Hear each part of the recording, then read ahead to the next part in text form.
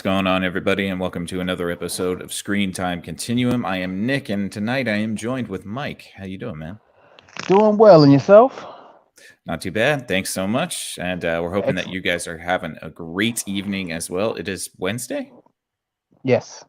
Yes. All right, cool. It is Wednesday, and we're hoping that you're having a great Wednesday out there, or whenever you're tuning in to us. We very much appreciate it. Thanks so much for tuning in. If you like this video, please consider giving us a subscription and a thumbs up. It would really help us out trying to build our YouTube audience. Tonight, we're going to be talking about Evil Dead Rise, which came out, which came out April 21st, 2023, and it's just been recently, I believe, added to HBO Max. Correct. Yes. Okay, cool.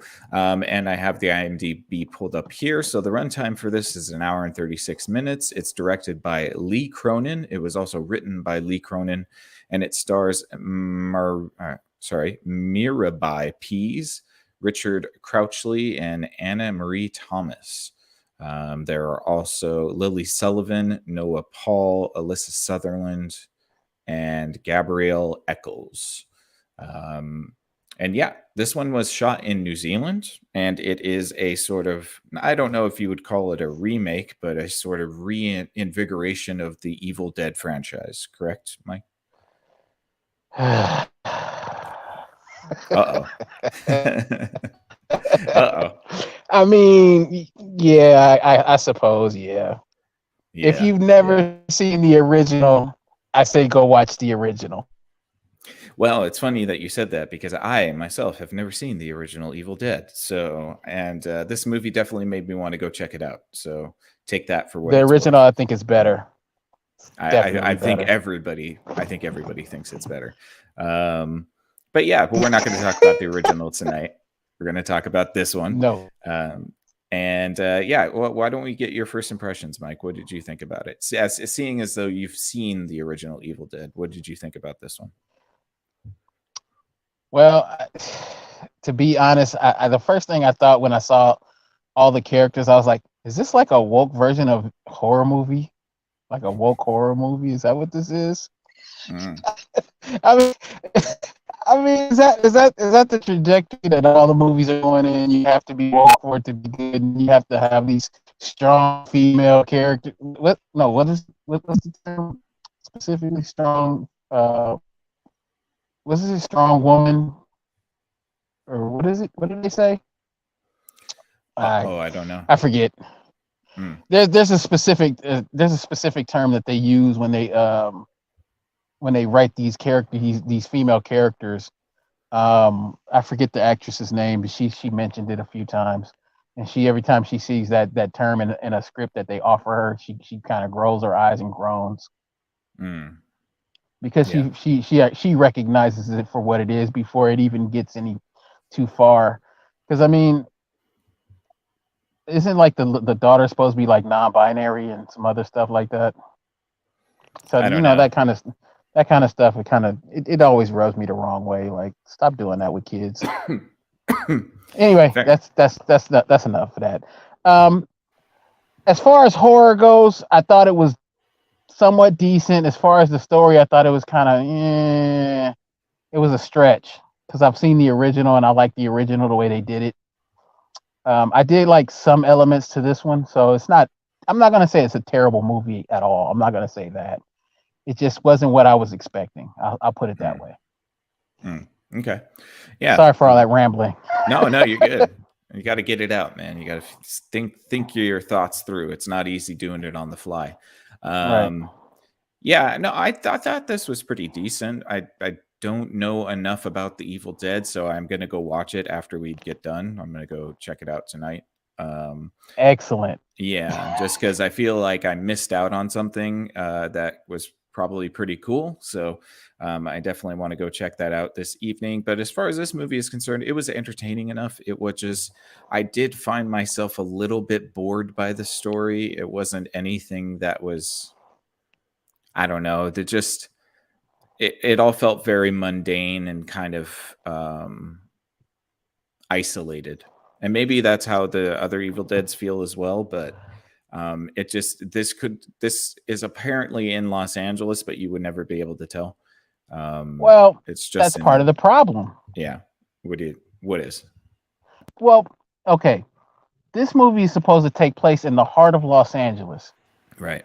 And in an abandoned apartment that has apartment building that's what, like 300 units. Yeah. That doesn't even sound. The only place that would happen is downtown, and downtown is nowhere near that empty. Yeah, you would expect that there would be at least some squatters on the floors, you know. You'd expect a lot. And then to have a little kid driving that big old, what was it, a Cadillac? Oh man. It's like, because the original movie takes place in a cabin in the woods. So that makes it make more sense. Whereas well, you understand, you've seen it. Yeah, we'll get into it all. Yeah, I think I agree. I think that maybe that's what the problem was, maybe a little bit with the LA idea, because it just doesn't really make any difference which place you're in, because you don't really get out of the apartment building. So right, it could have been anywhere. I feel like this is what Project Legion was trying to do. Yes. And I think that's why I chose Project Legion, thinking it was going to be something more along these lines. Right. And it was not. It definitely was not. This is infinitely better. Yes, it is. Way better. Way better. But I did get that feeling of like, oh, we're stuck in this apartment building. There's demons. And yeah, it's exactly what Project Legion wished it was for sure. You know what? I think I figured out what my biggest issue with this particular one was. The original movie it's a horror comedy. Okay. And this one takes itself so serious that it's kind of hard to go along with it. Yeah, there were some jokes. The demon was kind of funny. That's what I'm saying. That was like them paying homage to the original in a way. Right. Yes, it's Sam Raimi who does the original, right? So right. That's where you get the blend of horror and comedy. Right. Yeah. Same guy who did Spider-Man. Same guy who did Drag Me to Hell. Yes, and Doctor Strange and the Multiverse of Madness. Well, he didn't get to finish it. He got to start it. Oh, I was about to say, I didn't know he did Mom. I think he started it and then something happened. He got fired and they went without him. But so it's his fault still? It's his fault still. Yeah. He didn't play ball with the mouse. We could have gotten a better product. Right. Yeah, probably not. But yeah, so this movie really is pretty straightforward. If you're familiar with the Evil Dead franchise, you're probably going to know what's happening here. And instead of it being in a cabin in the woods, it does indeed start that way. The first vignette we see is of some young adults at a summer cabin. And one of the people is sick, and the boyfriend is a jerk, and he's annoying the cousin or something. I think that was her cousin, right? I think so, yeah. Yeah. Right. And the girlfriend is sick, and she's in the cabin, so the cousin goes back to go check on her, and then this is where we get introduced to the dead.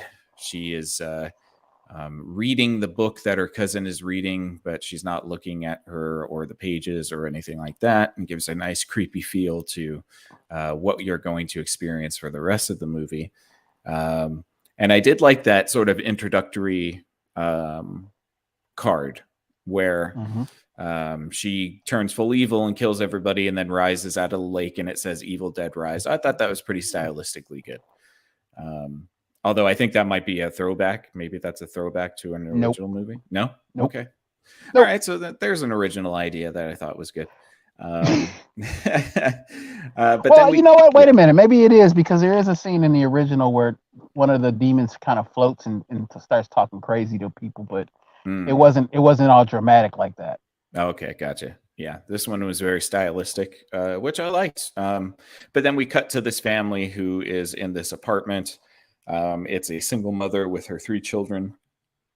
And we find out that the father has conveniently decided to leave for no reason, except that the plot needed him to be gone. Right. Because maybe he would have had a gun. I don't know.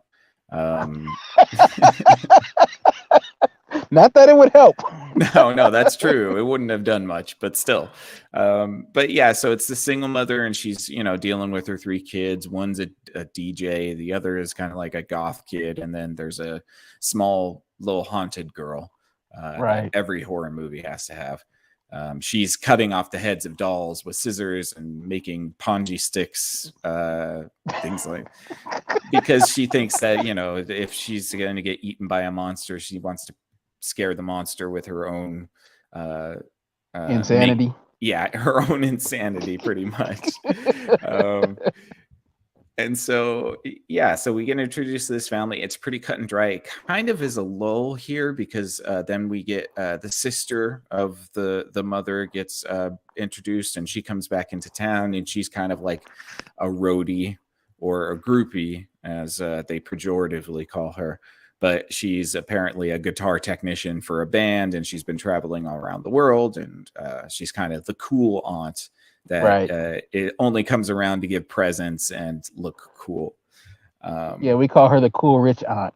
The cool rich aunt. Yes, exactly. So, they're there. There's a tension between the two of them that I don't really understand. Something to do with their mother, maybe. Because one's more responsible, and she started a family and, right, did the traditional woman stuff and then got burned. Yes. So the other one is bad intrinsically. Or one of them's bad. Who knows? The other one's irresponsible, and she flighty. She just takes off and does stuff and lives this extravagant lifestyle that nobody understands, with hard drugs and liquor and one night stands. Sorry. Sounds awesome for sounds awesome for 5 minutes, and then I want to go to bed. Right. I don't know how people live like that every night. I'm like, nah, dude, I have one too many beers with like a dinner, and I feel like crap for the next 2 days. I don't know how people are. I don't know how people drink at all. I can't stand the taste of, me, I can't stand the taste of alcohol, so I don't get it anyway. I know that is true. You have historically never liked alcohol. Tastes bad. Tastes bad. So we get introduced to the family. The kids are, kind of a little bit latchkey, a little bit independent. The mom seems kind of exhausted and scatterbrained, the aunt asks about where the father is, and apparently they haven't seen each other in a while because the father's been gone for some time. So the mother asks the children to go get pizzas for everybody while she catches her sister up to speed about the goings-ons of the family. Let me ask you something. Mm-hmm. Did the kids seem like they had never really been around their dad the whole time they were born, even though they say he just left recently? Yeah, it seems like they were kids who didn't have a father before, like who never had a father. But the movie kind of tells us that they all had a really nice family up until a few months ago. It was like 6 months to a year or something like that, and when he left. Yeah. But it seems like the kids behave like they've never had a dad. They've always had to be this independent of all of that, and it's like, okay. I guess. Yeah, I think it's probably a bit more convenient for the plot that they act this way now, but it might have given them a little bit more sympathy. And I think that might be one of the things that this movie is sort of lacking, is sympathy for any of the characters. I didn't really, we'll get into who survives and stuff, but I didn't really care who survived, to be honest. So it might have been good to see the struggle between the family about losing the father and how that's affecting everybody. And maybe that would have made us care a little bit more, but they didn't. They didn't do for that. Sure, it would have. Yeah, because then you're emotionally more invested, and you see it like if he'd have did them dirty, and it was like you kind of see it play out a little bit. Right. You don't even need all the specific details, but just to have a little something to latch onto, and you would have been like, "Damn, what a dick." Right. Yeah, you could have had the kid, the daughter ask if dad was coming to, her recital or something like that. Right. You know what I mean? Anything. Yeah. Anything. It didn't have to be much. Right. And then it's just like the littlest one who you would think would be the most affected by losing her dad, cutting off doll heads. Yes, she is. Like to scare off monsters. Okay, here we are. I like your logic, haunted little girl, but I think you might need a little bit more than a doll head. Right. Although, we'll see. So the kids get pizza and there's an earthquake because this is LA. And I guess the only reason they decided to use LA was so that they could use an earthquake as the mechanism for uncovering the Book of the Dead, right? Right. They couldn't have used Shasta. They couldn't have used anything. I mean, really, they could have just used anything. It could be like Jumanji, where they just found it like beating in like a bush or something. But the only way that you ever know that this is Los Angeles is because there's an earthquake and they tell you it's Los Angeles. Right. Even though the building looks like it's an old like New York style or Chicago style building from the 1920s. So that wasn't lost on you too. No, definitely not. I'm like looking at the architecture. I'm like, that's like old Art Deco. There's very little Art Deco in downtown LA or any parts of LA at that point. Man, I could have gave them a perfect building to use. It's already messed up, and it looked like it's been filled with death already. I could have gave them a building if they needed one. Well, I mean, there's plenty of dilapidated buildings, but they all don't look like the Hotel Cortez or whatever from American Horror Story. Like, that's what they looked like. And we got Corey in the house tonight. What's going on, Corey? What up, Corey? He says, like in The Exorcist, when the daughter hears the mother screaming about the father not calling on the daughter's birthday. Yeah. And she's asking if the mother is going to marry her director. Yeah. It sets the scene for being messed up later. Right. It's just a little character color that can give you a sense of where the characters are at. And I don't really think that this movie does that all that well, because I ended up not really feeling any attachment to any of the characters. So my favorite part was when people died. And a lot of people died. So. Not enough. Yes. I will say that the opening to this is pretty bombastic, but then you hit a very slow burn with having to set up the set and setting for the next Evil Dead encounter, which happens after the earthquake. The kids are in a garage and there's like a little chasm that pops up after the earthquake. Of course, they drop the pizza and the drinks, and I'm just shaking my head. I'm like, dude, you could just put those on the ground. It would have been fine. I thought the same thing. Come on. You know how much trouble I would have been in if I came back with no sodas and no pizzas after my parents gave me money to go get that. Man, it was like $50 worth of pizza. That was a lot of pizza. Plus like $20 in sodas. Right. You all just had a little 5.0 and you're like, oh, drop the pizza, drop the sodas, run. Come on, could have just put it on the ground. It would have been fine. Soda might have been a little flat, but I can live with that. Yeah, right. And it opens up a crack into a vault, to a bank vault that nobody knew existed. Yes. Really? Yes. Because the apartment, well, this is the other stupid reasoning, right? Because the apartment apparently was built on top of an old bank. Better than an old Indian burial ground. True. I'm just saying. Yes, that is very true. Definitely don't want that. But it was a burial ground still, apparently, because when the sun goes into the hole, there's a sarcophagus there with a whole bunch of crosses over it. Right. God. And inside the sarcophagus, there is another hole, conveniently, so that you can look into the sarcophagus. And he pulls out this wrapped book that's covered in cockroaches. And it is none other than what you would expect a Necronomicon. Right. Although they call it the Book of the Dead in this one, in Latin. Right. I forget. But it's got all of the markings of a Necronomicon. It's got the teeth. It's got the human flesh. It's got the absorption of blood. It's got all the 9 yards. So I'm thinking to myself, anybody who knows anything, even as a kid, I wouldn't be messing with a book that had teeth on it and was that was wrapped in human flesh. You know, my good common sense would have kicked in immediately. Like, yeah, no. yeah, maybe I shouldn't be in this room with a sarcophagus and a whole bunch of crosses hanging all over the place. Instead of stealing this, I think I'm going to call the authorities for this one because this is a little bit much.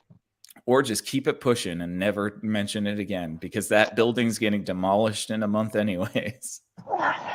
Which is another thing that you have to really suspend some disbelief in this. Yeah. And that kind of unnecessarily so. Like, it didn't need to be this way, but I'm not sure because they could have easily done this in like Pasadena, you know, with all of those like single family homes that they have there. And it could have been the similar results. Right. I think it's actually a little bit less believable because there's so few people in the building that's what makes it so hard to just accept it all. Because that's a huge build, and this is the what it's like 4 families left in the entire building or on that floor. That's what it makes it seem, that everywhere else is deserted, but there's only like 4 tenants left in the building. Yeah. No one hears any of the gunshots. No one hears any screaming. No one hears anything. Nope, just the ones that hear it on the floor, and then they get taken care of pretty quickly. So. But you know, like, you can't have a creepy horror element. You know, if they were walking down Santa Monica Promenade, this probably wouldn't be as fun. So oh man. Yeah. Corey makes a good point here that the Evil Dead was always pretty goofy series, intentionally I said kitschy. That. Yes. This one is a little bit more earnest than kitschy, Corey, which is that's kind of the point I was making, because the original is more of a horror comedy. You know, Sam Raimi he did the same thing with all of his horror movies, because he did Army of Darkness. I mean, I think he did Army of Darkness, but he did the second one, which is almost a remake of the original, but even more campy.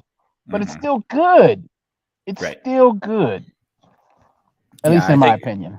I think this one, I mean, I haven't seen the original yet. I'm going to, again, go watch it after this. But I think this one is a bit more earnest. It's trying to be like a legitimate scary movie.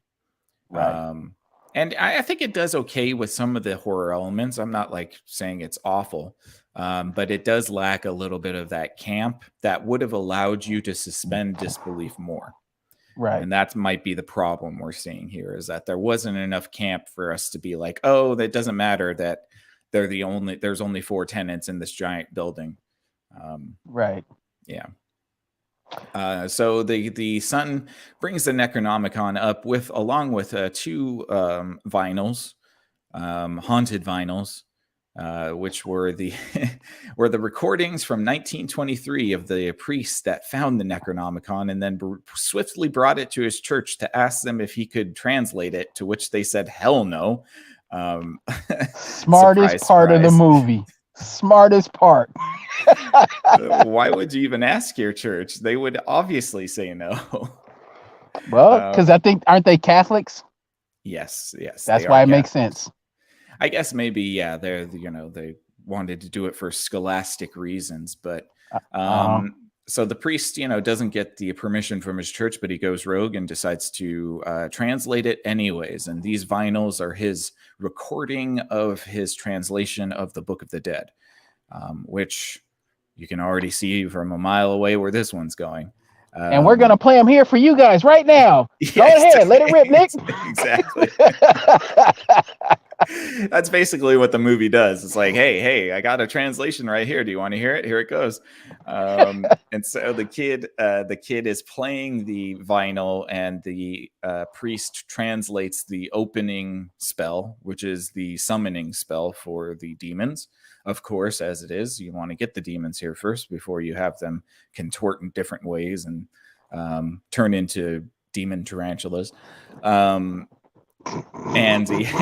of course, the playing of the summoning spell over the vinyl creates the summoning, and it summons the Evil Dead, which apparently wasn't in the building originally. It was outside the building and then rushed into the building.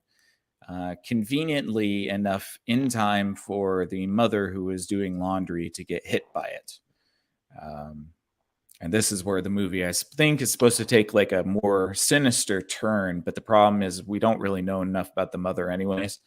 Although I will say the actress did a great job with her facial expressions and her facial acting. I think she did spot on in order to portray the menace and also the evil. I think she did a good job with that. Yeah, I agree with that.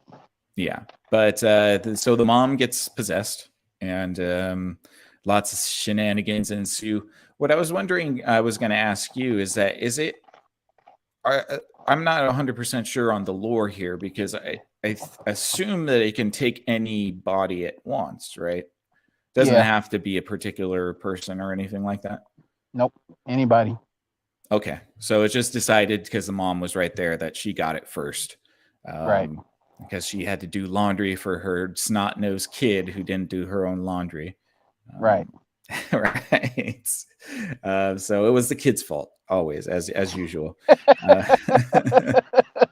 It's never the original summoner. Right. Yeah. It's always the kid. Corey says, I'll be honest, the promo did creep me out a bit. Played late at night with the skipping ads until the mom is all open up now. Yeah. Freaked me out. Right. She does a really good job about the possession acting. I think she's creepy as hell. That's for sure. Right. I thought she did a great job. Really good job. I just wish that we knew a little bit more about her before she gets possessed, because I ended up just kind of being like, all right, now let's kill everybody. Where I feel like you probably want to be a little bit more conflicted about this character that you're seeing being taken over by a demon. Right. I was just kind of rooting for the demon at this point. And she's, creepy. And of course, the great thing about the Evil Dead is that they really can't die. They're just, you can use it. You could destroy the body, but it'll just find another host to jump into. Right. And it doesn't even does it need to have blood contact or no? No, just chooses whenever. All right. So it's super OP in that regard. Because it just kind of decides who to embody. Like there are aspects where it'll start with somebody who gets a wound of some kind, but it doesn't need that. It's not even really a requirement. Right, because the daughter gets wounded by the mother, and that's what turns her. Right. Okay. Yeah. And then the mother decides to kill everybody on the floor too, and they get turned as well. But I guess it's really only when the demon wants to show you that it can inhabit anybody it wants. So but the thing is, technically it's not just one demon. It's all of them. It's all the demons. Okay, gotcha. Yeah. Yeah, okay, that makes sense. So the mother is gross and gray and sick, and the family is like, for some reason, she pukes up like 10 gallons of liquid, and then they're like, we need to go take her to the hospital. And I'm thinking to myself, no, you guys should just lock her out and maybe throw her down the elevator shaft. I was a little upset that the neighbors got killed the way they did. That was pretty messed up. I thought they were gonna do last a little longer. They did absolutely nothing. Man, especially the little boy that was trying to like on the little girl. Oh yeah. Nope. Done. Nope. It just chokes on an eyeball. Right. Like, come on. Yeah. That's part of the humor, though. That I think that was another kind of homage to the original, with the kind of that's kind of funny, nasty kind of thing that he would always do. I read a factoid that the eyeball thing was a reference to Evil Dead 2. So apparently that happens, like an eyeball goes flying in Evil Dead 2. So there is a little bit of homage going on here, but not too much. You'd have to, I think you'd probably have to be pretty well versed in the movies to catch it all. Right. Corey says it's like the book is the thing. So you have to reseal it, or all hell is going to break loose, no matter how many times you kill a possessed person. Yes, very true. Right, because there's a reversal spell that has to be done, and it nobody can be saved, basically. You can the only way to save somebody is to save their soul. Yeah, you need an exorcist. No, you got to dismember them, and then you got to burn them. Oh, okay, gotcha. Well, according and then the to demon would just jump in you, no? Right. Okay, yeah. See, that's where I get a little bit hinky on how you would even defeat something like this. I don't think. Oh, it's not really so much about defeating it; it's about saving that person's soul because they're done. That's it. Right. That's a wrap. It's over. Yeah. Yeah. Well, yeah. So the mom is now fully possessed, and she's trying to attack the entire family. They manage to lock her out of the house or out of the apartment, so she's roaming the hallways, basically murdering all the other people on the floor. I mean, the two families, the two kids, and the old man. Yes, pretty much. Yeah. The 4 other people in this movie. Yeah. And so she makes quick work of all of them. And then she basically just kind of stands at the door waiting to be let back in. And of course, the haunted little girl is the one that falls for the bait. Of course. Because haunted little girl thinks that her mother is now fine after she's murdered 5 people and is rocking in the corner singing a lullaby. Makes sense to me. Yeah, sure. Sounds safe. Absolutely. Yeah. So the little haunted girl unlocks the door and then is promptly choked out by the mother and hoisted 5 feet in the air by her neck and almost gets throttled to death if it wasn't for the son and the aunt who shut the door again. There's a son? Yeah, the Danny. Oh. Danny. Oh. That was a boy? I won't go into it, but right. Sorry. I will tell you that the movie says it's the son. So there you go. Okay. I didn't even know. Yes, there you go. I thought it was 3 girls. No, they legitimately not even being funny. No, I understand. So Danny and the aunt managed to save the little girl by closing the door again. Although the problem is that they're basically trapped. There's nowhere to go. The elevator is busted and the floors have been decimated. They just fallen in a 5.0 earthquake. First of all, if that's happening in a 5.0 earthquake, that place was a death trap from the beginning. Big true. That should not be happening in a 5.0 earthquake. If it was like a 9-pointer, I would understand, but that's not a big earthquake for California. So yeah, that thing was falling apart already. No wonder they were demolishing it. Right. But the problem is in the struggle to get the mother out of the apartment, she manages to cut the daughter, the middle daughter, with a tattoo gun that was just sitting there for some reason. And then she bleeds into the cut, which if you know anything about STDs, that is going to be a problem soon. And I think I lost Mike. No, are you there? Oh, okay. Yeah. Good. All right. And so she starts to turn too, right? I mean, like that's because of but the book also flips over to another page. So is it the book that's causing her to turn? Well, the demons, yes and no, because the demons do as they please. But there's a progression to it. Like as they ramp up, more and more starts to happen, and the possession changes. Okay. Because I guess it depends on which version you go with, because they did the actual first remake was done in like 2013, and in that one they have like a progression of a demon getting worse and worse, and then the possession changes and the way it attacks. It's actually pretty good. You'll like that one too, I think. Right on. But the possession kind of changes over time as the demon gets stronger. It does different stuff, and it makes each person do something, has a different characteristic of the possession.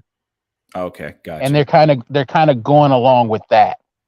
Right. Whereas in the original, it was just, possessed, and then I'm doing whatever I'm doing. Mm-hmm. Yeah. So the middle daughter gets turned as well. She has a scuffle with the aunt in the house. I thought, again, I think that the demon action is pretty good in this movie. It makes me want more of it. And so I guess I just need to go watch the other movies because that's where I'll get them more. But the daughter, how does the middle daughter? She doesn't die. Oh, she gets killed. The youngest sister, with her Ponzi stick Barbie doll head that she created, impales the middle sister through the brain, and we think that that's the end of it because zombie logic. If you get the brain, you should be good, right? At least that's what they are thinking. Because they're not zombies, though. That's the problem. Right. Yeah. Zombies and demons, not the same. Not the same at all, because it doesn't matter. But the brother has the temerity to say, well, you know what, let me just tie her up just in case she comes back, which she inevitably does come back, and she kills the brother, right? Yeah. Right. Because she's got a sheet over her, and then she's trying to get the little girl, but then the brother jumps in the way to save the little girl. Yeah. Ungrateful little girl, man. 1 second. No problem. Yeah, so unfortunately, the brother gets it. He gets stabbed in the chest. It's pretty brutal. And now it's just the aunt and the little girl. And I'd say at this point, 8 demons-ish. It seems to be like 8 dead bodies that the demons can inhabit. So they have their work cut out for them, and they need to get out of this building because everything else is fine outside of this building. Life is going on without even anybody noticing.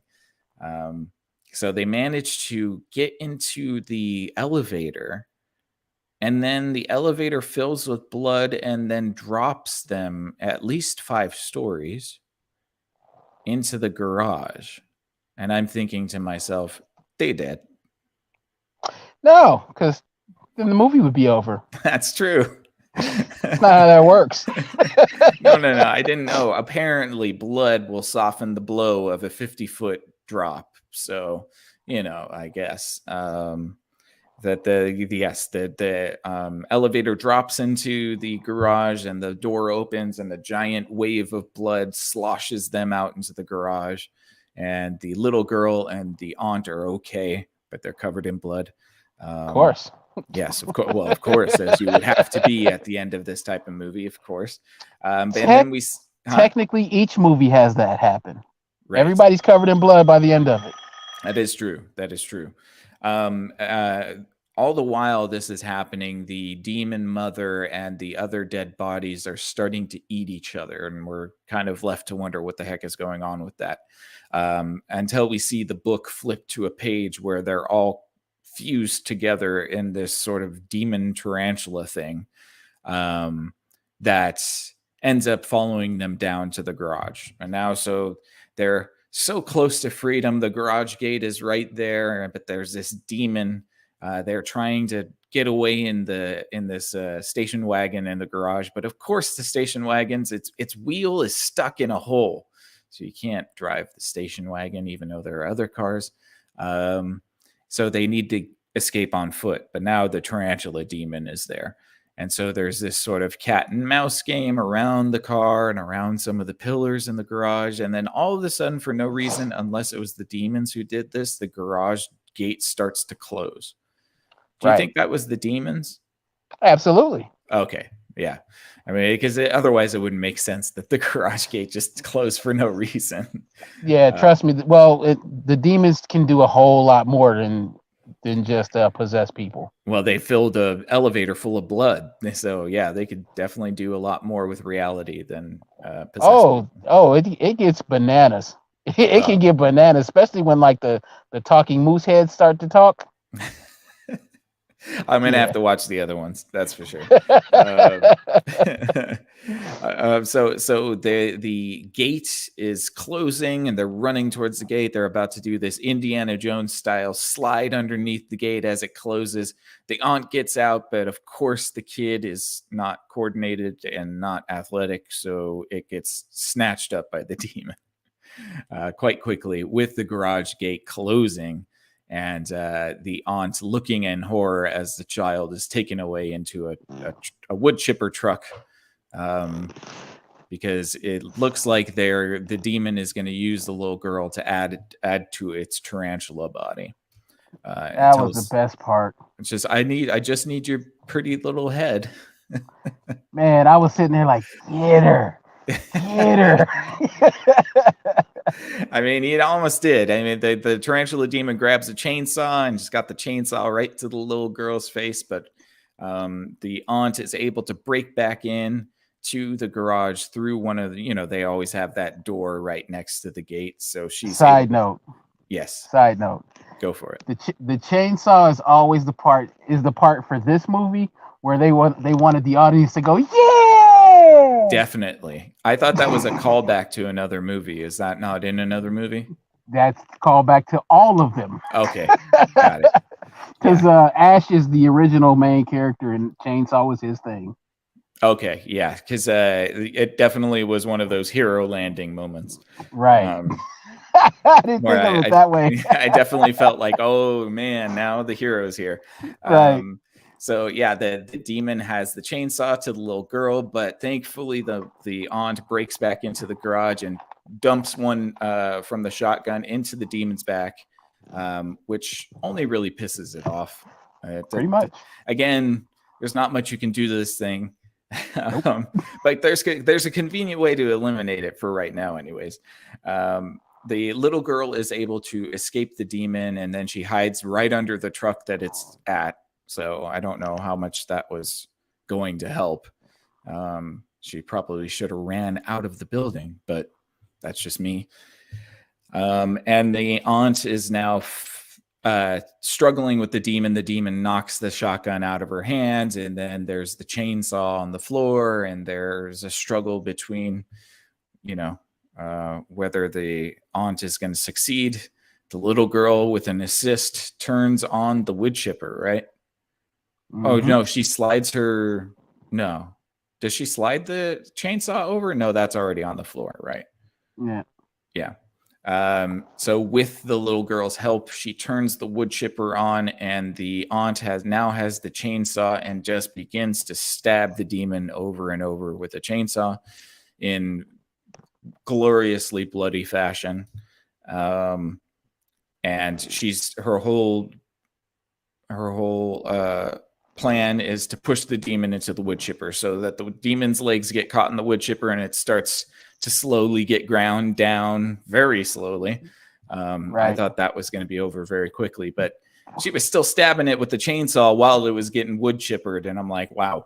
And the wood chipper is just spraying That's a terrible blood. Wood chipper. It's not very efficient, is it? I think it needs to get its blades sharpened or something. But the wood chipper is just spraying blood all over the garage. So you get this massive bloody finish.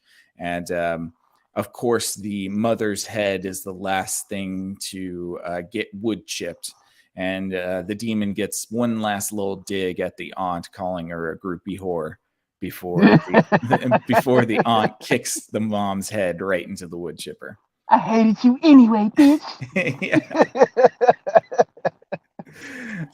Yeah. So, and then that's what we believe to be the sort of the end of this, is that the demon has been fully wood chipped.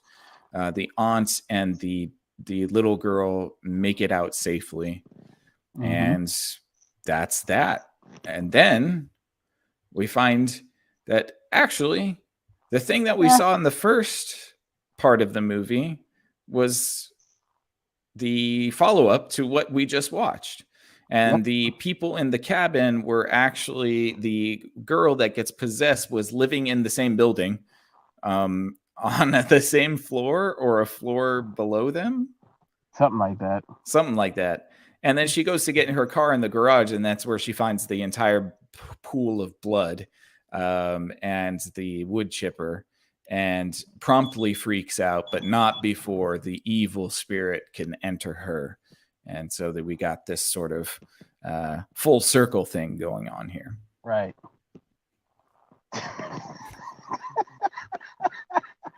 And Corey says, yeah, no way if they didn't deal with the book. Yeah, no, of course not. No, and they didn't deal with the book. The book is, I don't know, it's in the building still, and the building's getting knocked down. So it's presumably getting reburied, but it's been activated. So who knows? The Evil Dead is unrestrained now. And so when we see the Evil Dead rise at the beginning, that's actually sort of the end. And now we're left at this point where the Evil Dead has sort of free reign, and it hasn't been constrained. Right. The end. I wanted to love this movie so much. Yeah. I wanted to, but I couldn't love it. But I did still kind of like it. I'll give it that much. For sure. Yeah. What kept you from loving it? The fact that they were the stuff I mentioned in the very beginning, it's like it took itself too serious, and it didn't give enough story elements. It didn't like the beginning and the end kind of made the full circle, but I mean they didn't deal with the book. They didn't deal with really anything. It's just like we killed this demon this demon possessed tarantula, like you called it, and then we just walk out. Yeah. Right. I mean, what do you do with that? So if I kill this one demon, I can survive. Okay, cool. I can just dismember that and keep it pushing. They could have just chopped up the original mom and then moved on. But they didn't think to do that. It honestly doesn't make any sense at all that the demon wouldn't just jump into the little girl or the aunt right after being ground down. Right. So because to be honest with you, even in the original, Ash did get possessed. Right. At the end of the movie, he gets possessed. And then in Evil Dead 2, which is kind of a remake of the first one, but it kind of expands on the first one a bit more, he ends up getting fully possessed, and then he ends up cutting his own hand off. Okay. Hey, what up, Hey, Keelan. How you doing, man? Missed you. What did you let us know what you think if you're in the comments? That's for sure. Corey's got one here. He says, so that works. Not to do too much spoilers for the other movies, but it's like this has cycled forever. And in one movie, there's time travel where the Evil Dead had like a whole continent wilding out. Okay. That's right. Army of Darkness. Okay, gotcha. All right, fair enough. I could get into that. I'll check that out for sure. Yeah, Keelan, if you're in the comments, bro, let us know what you think this. I think we're going to give our final thoughts and the rating. So for sure. Mike, do you want to start us off, man? Sure. It was your choice. I give it a solid 6. Okay. A solid 6 because it's above average, but it's not like a masterpiece. We're not going to call this a masterpiece by any stretch. But I did enjoy it. I still enjoy it. I liked it. I just didn't love it. Got it. Yeah. Keelan's got some input here. He said he watched it. He liked it to a little. And then it was ultra confused. Then I settled on, oh, that's just a bloodbath. Yeah, it is. It's definitely a bloodbath for sure. Yeah. Almost literally, because they do take a bath in blood. So right there you go.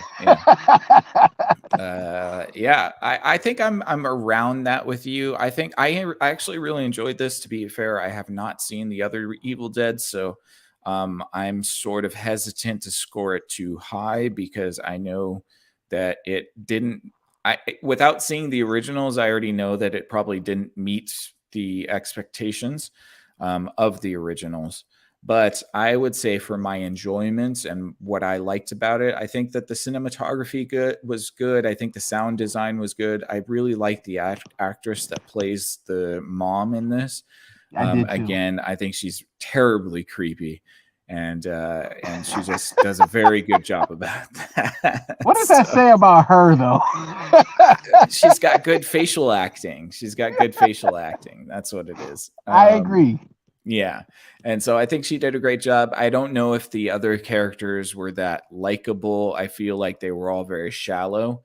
And that can be okay. This movie's only an hour and 36 minutes long. So I don't know how much you can flesh out characters, but it did almost feel like, all right, well, I'm just going to root for the demon because I don't care about any of these people.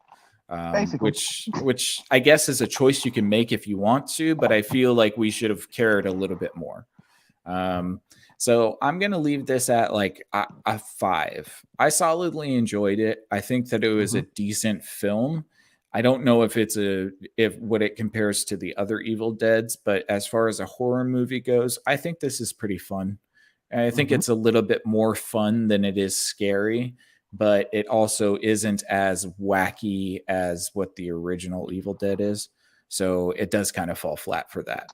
Right. So I think you'll like the originals for sure.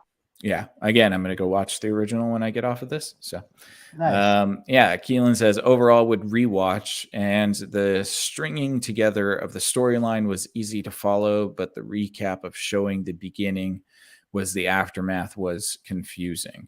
Yeah. I guess you could maybe be like, okay, what the heck just happened there? But I think that there's a little bit, I think that was pretty satisfying in my opinion.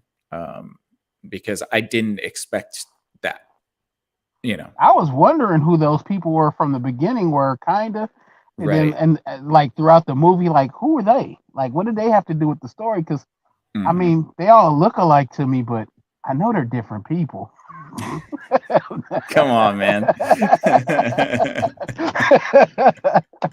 No, but I was kind of wondering, and then when it came around to the end, I was like, oh, okay, I see what they did there. See, if that were true, I could just go into the bank and say I'm Brad Pitt, but they every time I do that, they kick me out. Wait, so, you're not? Can you tell them that? Jeez. Trying to access some millions over here. Right. Corey says, the thing with the others that really made them good is Ash's reaction acting, charisma, one-liners, and campy cool factor. So if they didn't get someone to do that, it's probably lacking in comparison. I think that's fair. Yeah, because they didn't do the camp at all. I don't think there's any camp in this. There's a little bit of zingers from the demon once in a while, but there's no camp. All I'm going to tell you about watching the original is don't go into the woods alone. That's the takeaway. Anyways. That's the takeaway. Don't go in the woods alone. Enough. That's fair You'll enough. be violated. Yeah. Well, cool. Keelan, what was your number? I don't know. I think he might have bailed, but he didn't give us a number, so I can't factor him into the thing here. Keelan. Yeah, Keelan. Oh, he's here.